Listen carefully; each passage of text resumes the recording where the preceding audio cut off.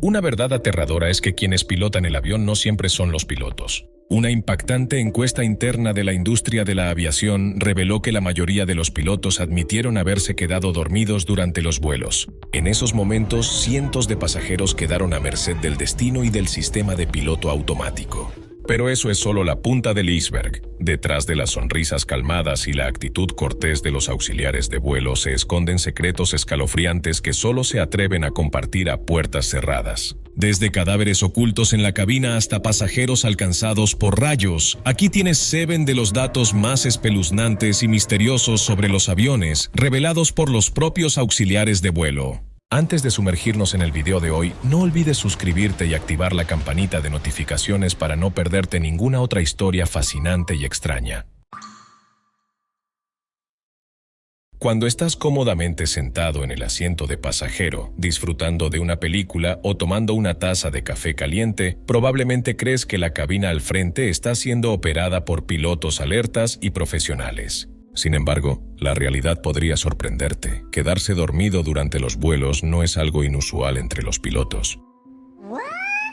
Aunque pueda sonar alarmante, este es un fenómeno que ha sido documentado en la industria de la aviación y se maneja cuidadosamente para garantizar la seguridad de los pasajeros. Una encuesta realizada por la Asociación Británica de Pilotos reveló que más de la mitad de los pilotos encuestados admitieron haberse quedado dormidos en la cabina. De hecho, se han registrado casos en los que ambos pilotos se durmieron durante el vuelo. Por ejemplo, el 25 de enero de 2023, en un vuelo de Batik Air desde la provincia de Celebes suroriental hacia la capital Yakarta, Indonesia, tanto el capitán como el primer oficial se durmieron durante 28 minutos, lo que hizo que el avión se desviara de su curso. Afortunadamente, tras despertarse, el capitán corrigió la ruta de vuelo y aterrizó de manera segura sin que ningún pasajero resultara herido. Según la Organización de Aviación Civil Internacional, la fatiga es un estado mental o físico de deterioro causado por la falta de sueño, la vigilia prolongada y la carga de trabajo, lo que afecta la capacidad de una persona para realizar tareas relacionadas con la seguridad.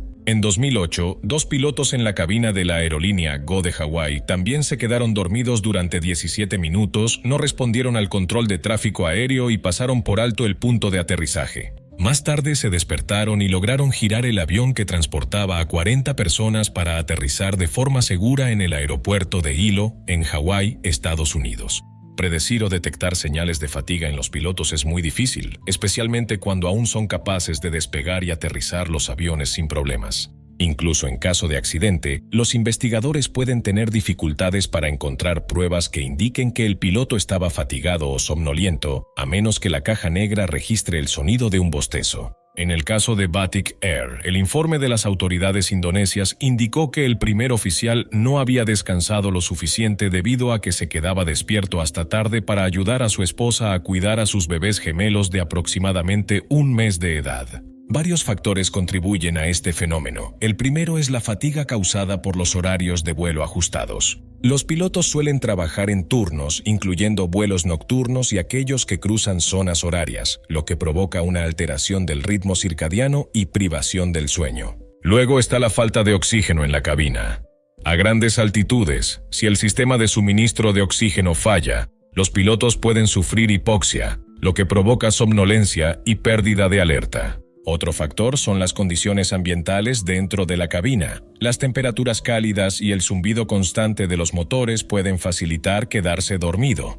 Para garantizar la seguridad, muchas aerolíneas y organismos reguladores han establecido estrictas normas sobre el descanso de los pilotos. Sin embargo, que ambos pilotos se duerman al mismo tiempo constituye una grave violación de las normas de seguridad y podría tener consecuencias severas. Para minimizar el riesgo de fatiga en los pilotos, las aerolíneas y los organismos reguladores deben establecer horarios de vuelo razonables, realizar controles de salud regulares y mejorar el entorno de trabajo. Aunque la fatiga de los pilotos durante los vuelos es un fenómeno documentado, con normativas estrictas y medidas preventivas efectivas, la industria de la aviación sigue manteniendo un alto nivel de seguridad. Los pasajeros pueden estar tranquilos, ya que las aerolíneas y los reguladores trabajan continuamente para asegurar que cada vuelo sea seguro y confiable. Aquí tienes otra verdad inquietante sobre los aviones. La mayoría de las comidas a bordo no se cocinan el mismo día, se preparan al menos entre 2 y 5 días antes. Puede sonar extraño, pero este es uno de los secretos que los auxiliares de vuelo suelen revelar solo después de dejar el trabajo. A diferencia de los restaurantes, donde los platos pueden prepararse frescos bajo pedido, la industria aérea no tiene ese lujo. En un avión que vuela a más de 10.000 metros no hay fuego de cocina encendido ni un chef revolviendo una sartén de hierro fundido. Todo está precocido, congelado y recalentado.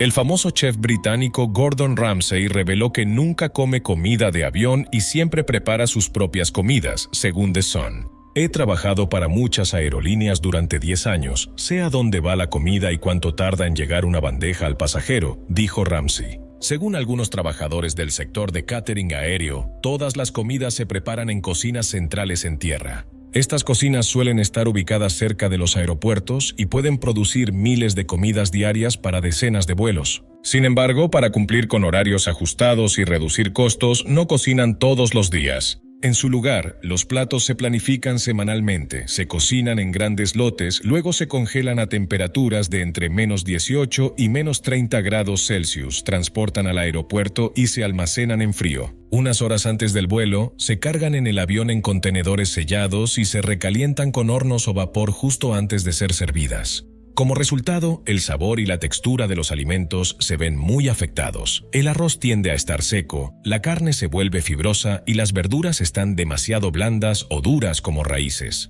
Pero lo más preocupante es la calidad higiénica de los alimentos almacenados durante días. Algunos ex auxiliares de vuelo han compartido: hemos visto comidas que aún se cargan en el avión incluso cuando la etiqueta dice que fueron preparadas hace 4 días. Mientras estén dentro de la fecha de consumo, se consideran aceptables. Aunque la mayoría de las aerolíneas tienen departamentos estrictos de control de calidad, aún pueden ocurrir errores en el almacenamiento o transporte. Otro dato poco conocido: el piloto y el copiloto nunca comen la misma comida. Esta es una regla no escrita en la industria para minimizar riesgos. Si una comida resulta estar contaminada y causa intoxicación, solo uno de ellos se verá afectado. El otro podrá seguir operando el avión. Suena escalofriante, pero es una medida muy práctica. Además, los sentidos humanos cambian a gran altitud. El aire de la cabina está presurizado, la humedad es baja y el ruido del motor es alto, factores que reducen la sensibilidad del gusto y el olfato hasta en un 30%. Esto explica por qué la comida de avión suele saber insípida, sin importar cuán hábiles sean los cocineros en tierra. Por eso muchas aerolíneas aumentan el contenido de sal y azúcar en las comidas a bordo en comparación con los platos normales. Algunos consejos de auxiliares de vuelo experimentados: elige platos con salsas como pollo con champiñones o estofado de res, ya que tienden a conservar mejor el sabor y la textura tras ser recalentados. Evita los huevos o la pasta, ya que suelen volverse pastosos, desmoronarse y tener una textura desagradable tras días de congelación. Finalmente, si eres propenso a problemas estomacales o tienes un sistema digestivo sensible, lo mejor es comer ligero antes de volar, llevar tus propios bocadillos o elegir una comida vegetariana, que suele prepararse con más cuidado y ser más fresca. Aunque a los pasajeros se les ha prohibido estrictamente fumar en los aviones desde hace décadas, un detalle extraño aún persiste en la mayoría de los vuelos comerciales hoy en día: ceniceros en los baños. A primera vista parece una contradicción. Si fumar está prohibido, ¿por qué siguen existiendo ceniceros? ¿Están ocultando algo las aerolíneas? Para nada, la verdadera razón es sorprendentemente lógica. La Administración Federal de Aviación de los Estados Unidos y muchas otras autoridades de aviación internacionales establecen claramente que, aunque fumar está estrictamente prohibido en los aviones, los ceniceros aún son obligatorios en los baños. Los expertos en seguridad aérea explican que, en caso de que un pasajero fume ilegalmente en el baño, debe haber un lugar seguro para apagar el cigarrillo, en lugar de tirarlo en un basurero con toallas de papel altamente inflamables. Puede sonar ilógico, pero en realidad es muy razonable. En vez de permitir que alguien cause un incendio por no tener dónde apagar un cigarro de forma segura, es mejor proporcionar un sitio designado. De hecho, han ocurrido incendios graves en aviones por el desecho incorrecto de cigarrillos. El caso más notable fue el trágico accidente del vuelo 820 de Varik en 1973 en Francia, que causó la muerte de 123 personas. La causa fue que un pasajero arrojó una colilla encendida al basurero del baño, lo que provocó un incendio. Fue a partir de tragedias como esta que se mantuvo la normativa que exige ceniceros en los baños de los aviones como una medida de seguridad de respaldo ante comportamientos imprudentes. En otras palabras, el cenicero no existe para fomentar el tabaquismo, sino para minimizar los daños si alguien decide romper la regla. Es una de esas paradojas extrañas que solo notas cuando subes a un avión. Surge otra pregunta: ¿qué pasa si fumas deliberadamente a bordo? Rod Carolis, profesor en la Universidad Metropolitana, explica que primero se activará el detector de humo. La tripulación correrá al baño con un extintor. El resto de los pasajeros te lanzará miradas fulminantes al darse cuenta de que has estado fumando en el baño. Y, por supuesto, estarás bajo estricta vigilancia durante el resto del vuelo. Al aterrizar, te recibirán en la puerta del avión agentes de seguridad del aeropuerto. Si es un vuelo nacional, la policía local te dará una advertencia. Si tu vuelo aterriza en un aeropuerto internacional, como en Estados Unidos, la policía te estará esperando y serás acusado de fumar en un vuelo comercial. La multa puede ser de hasta $20,000 estadounidenses y, pase lo que pase, más vale que no termines con una prohibición de por vida para volar. Puede sonar como una teoría conspirativa, pero la impactante verdad es que el aire que respiras dentro de la cabina de un avión no es completamente limpio. De hecho, según varios informes y estudios, puede contener sustancias tóxicas, lo que los auxiliares de vuelo llaman sin rodeos aire contaminado, bleed air del motor o gas de cabina. La realidad detrás de esto radica en el sistema de presurización y suministro de aire de los aviones comerciales. En lugar de llevar enormes tanques de oxígeno o usar sistemas de filtración de grado hospitalario, la mayoría de los aviones modernos utilizan un mecanismo simple pero eficiente: extraen aire directamente de los motores. Específicamente, cuando el motor está en funcionamiento, se extrae aire comprimido desde una etapa intermedia de la turbina, se enfría, pasa por filtros básicos y luego se bombea a la cabina de pasajeros. Este aire es de alta presión, cálido y relativamente limpio, al menos en teoría. Pero la teoría no siempre coincide con la realidad. Los problemas surgen cuando el aceite del motor o aditivos del sistema de lubricación se filtran en esta corriente de aire comprimido. En esos casos, tú, el pasajero que lees tranquilamente una revista a 10.000 metros de altura, podrías estar inhalando vapores tóxicos de aceite con fosfatos, los cuales se cree que tienen efectos neurotóxicos con exposición prolongada. Este fenómeno se conoce como evento de aire contaminado y ha sido documentado miles de veces en todo el mundo, aunque rara vez aparece en los medios. Los auxiliares de vuelo, quienes vuelan con frecuencia y están más expuestos, son los más visiblemente afectados. Muchos han reportado dolores de cabeza crónicos, mareos, pérdida de memoria a corto plazo, visión borrosa e incluso daños en el sistema nervioso central, un conjunto de síntomas conocido informalmente como síndrome aerotóxico. Lo preocupante es que actualmente no existen regulaciones globales que exijan a los aviones estar equipados con sensores para detectar aire tóxico en la cabina. Las aerolíneas normalmente no informan de estos eventos, a menos que sean lo suficientemente graves como para obligar a un aterrizaje de emergencia. Los pasajeros generalmente no se dan cuenta, atribuyendo síntomas como fatiga, mareos o náuseas al mal de altura o a la falta de sueño. Mientras tanto, pilotos y auxiliares de vuelo conviven diariamente con este riesgo oculto. Algunos aviones más nuevos, como el Boeing 787 Dreamliner, han abordado este problema utilizando un sistema de compresión de aire eléctrico que no extrae aire de los motores. Pero la mayoría de los aviones comerciales todavía dependen de la antigua tecnología de bleed air. Y por eso, las mascarillas no son solo para el COVID, también pueden ser una armadura invisible contra vapores tóxicos que no puedes ver.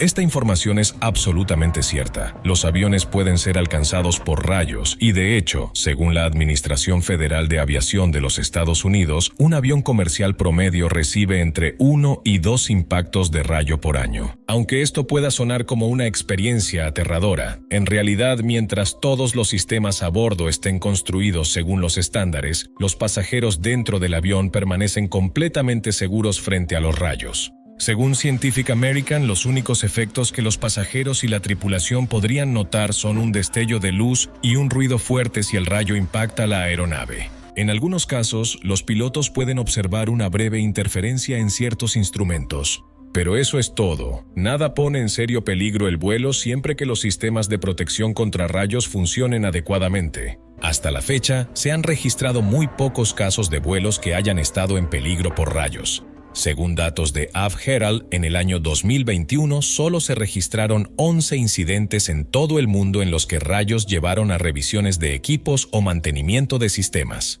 Los rayos suelen impactar durante el despegue o el aterrizaje, cuando el avión atraviesa capas de nubes cargadas eléctricamente. Normalmente, el rayo impacta en la nariz o el ala del avión y sale por la cola, formando un circuito eléctrico breve a lo largo del fuselaje metálico del avión. Y aquí está la razón por la cual estás a salvo.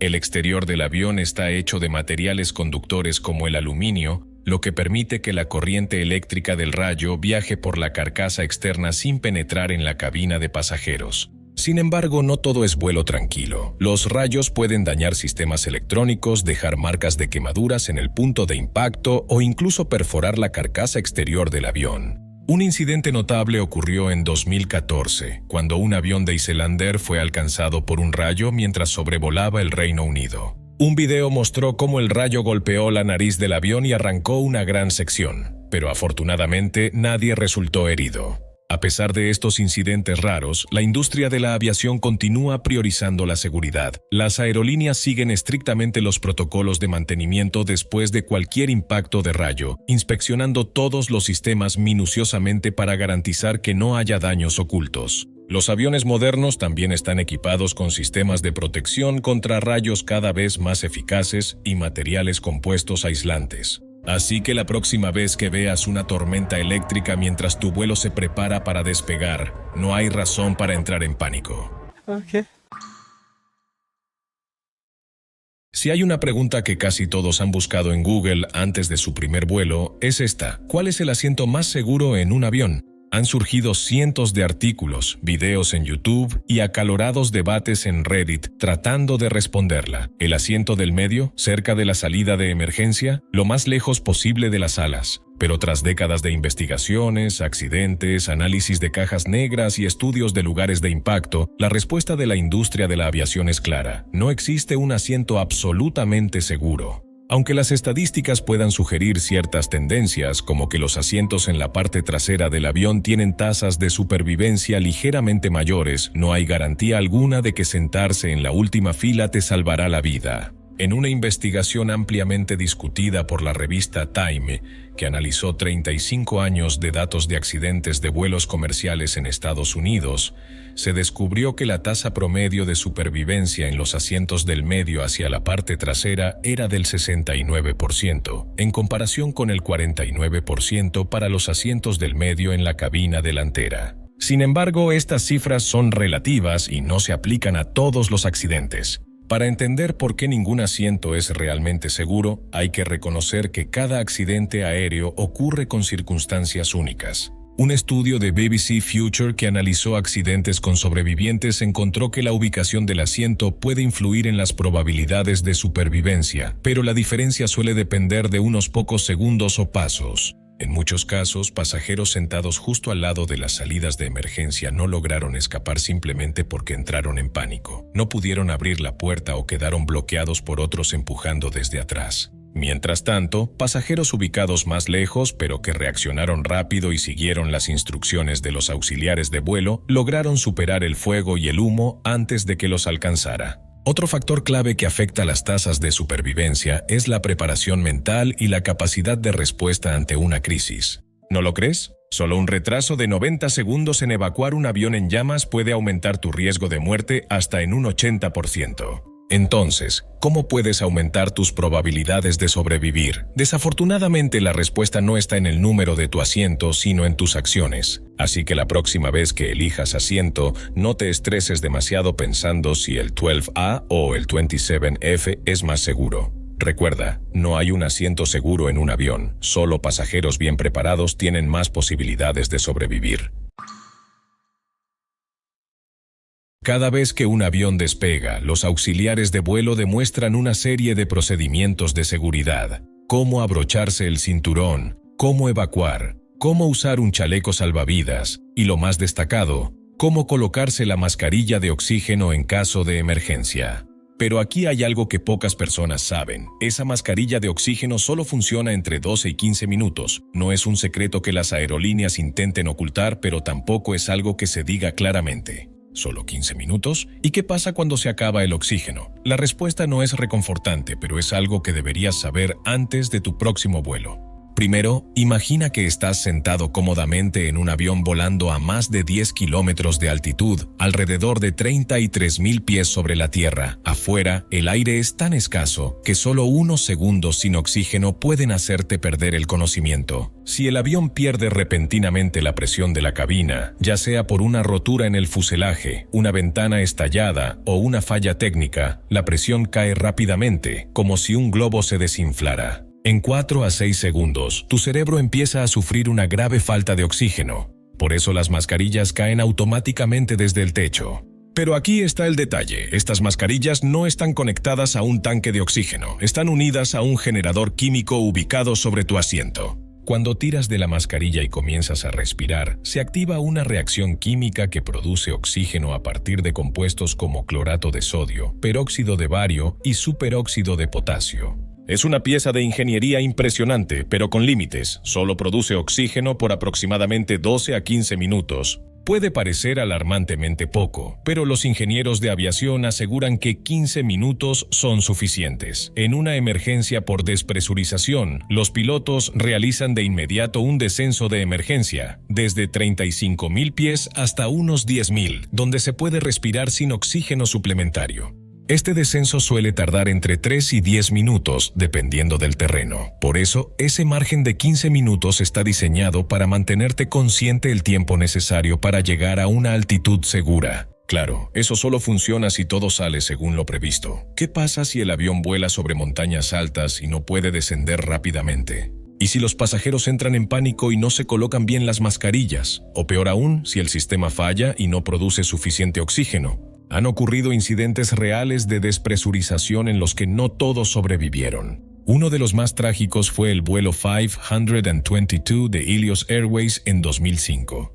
Minutos después de despegar de Chipre, el Boeing 737 perdió presión en la cabina. Los pilotos y la tripulación perdieron el conocimiento por falta de oxígeno, y el avión voló en piloto automático durante casi 3 horas antes de estrellarse contra una montaña, matando a las 121 personas a bordo. Solo 2 auxiliares de vuelo con suministro de oxígeno independiente permanecieron conscientes el tiempo suficiente para intentar intervenir, pero fue demasiado tarde. La dura verdad, si no te colocas la mascarilla dentro de los primeros 15 segundos tras la pérdida de presión, podrías desmayarte al instante. Por eso los auxiliares siempre enfatizan, ponte tu propia mascarilla antes de ayudar a otros. Si te detienes a ayudar primero a tu hijo, tu madre o a quien esté a tu lado, sin asegurar la tuya, puedes ser el primero en colapsar. En resumen, la mascarilla de oxígeno no es un salvavidas a largo plazo como muchos suponen. Es una ventana breve de supervivencia, solo unos minutos para darle al avión tiempo de descender, y en esos minutos tus acciones determinan si vives o mueres. Es escalofriante darse cuenta de cuántas verdades incómodas se esconden bajo la superficie brillante de los viajes aéreos. Desde pilotos que se duermen en pleno vuelo, hasta comidas cocinadas 5 días antes y mascarillas de oxígeno que duran solo 15 minutos, volar no es tan seguro como nos gusta pensar. ¿Alguna vez tuviste una experiencia aterradora o extraña en un vuelo? Compártela en los comentarios. Y no olvides darle like, suscribirte y activar las notificaciones para no perderte la próxima verdad extraña y misteriosa.